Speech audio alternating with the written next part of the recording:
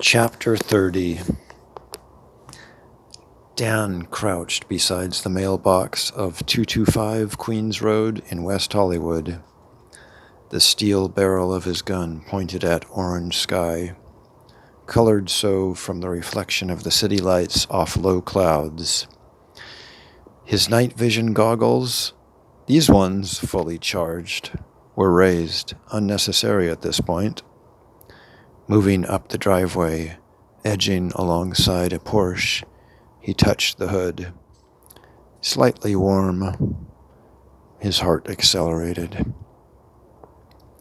They would find someone at this address, unlike the vacant apartment they had raided earlier. At the front door, Rick used his high-tech computerized lockpick device, shaped like a small key, which once inserted, tested and found the correct pattern to configure itself in. It hummed softly for a few seconds with a red light on its base. Then the sound stopped and a small flashing green light replaced the red one. He turned it and opened the door. "Going in," Rick hissed into the microphone extended from his ear. Dan could hear the other mammoth agents in his earpiece, acknowledging the beginning of high alert. They dropped their night vision goggles over their eyes, bringing a green luminescence to the otherwise black foyer and living room.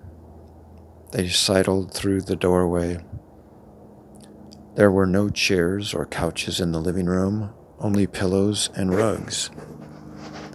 Dan hoped there were no kids at this residence.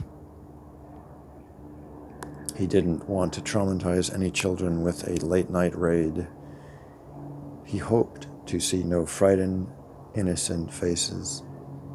Based on the child porn found at Malik's last residence, molested children would be too much for him.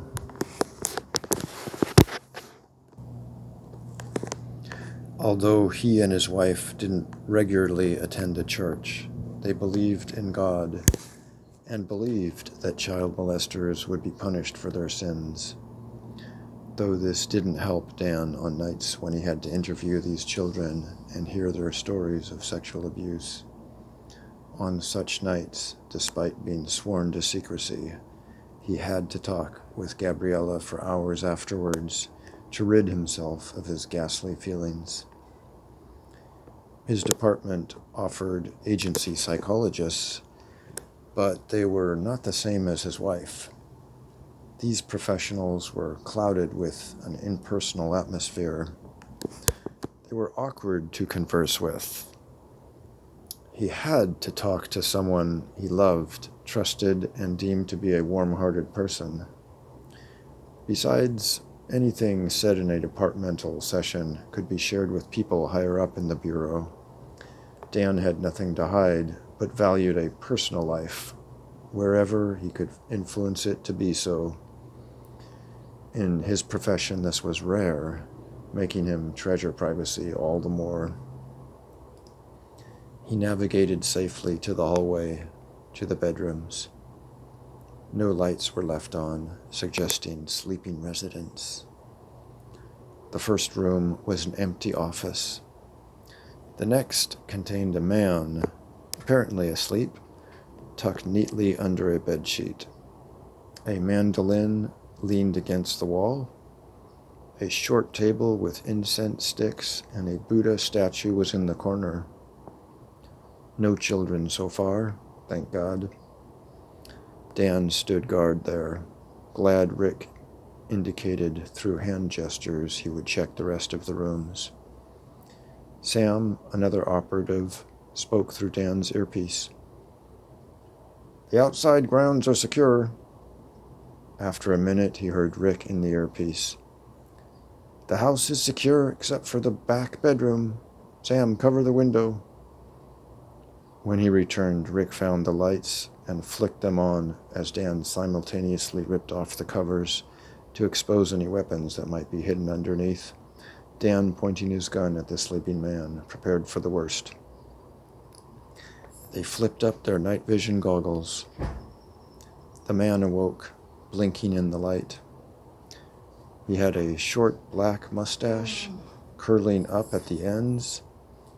His skinny arms rose to cover his eyes. He appeared short, maybe 5 foot 2 inches, dark-skinned, of Indian descent, from the country of India. No weapons were lying around. A blue paperback book, bordered by yellow, rested on the nightstand beside the bed. It was titled, "In the Buddha's Words."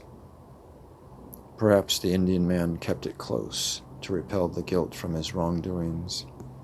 A convenient way to continue down an unrighteous path. A satellite phone lay beside the book. Dan confiscated it, hoping to intercept any calls that might come through in the future. "FBI," Rick announced, flashing a badge. "Maybe you can better open the book and read a passage for your sake." "What the hell?" The man spoke with a strong Indian accent. "Malik Parikh?" Dan asked. He nodded. "What is the meaning of this? Is it night, for God's sakes?"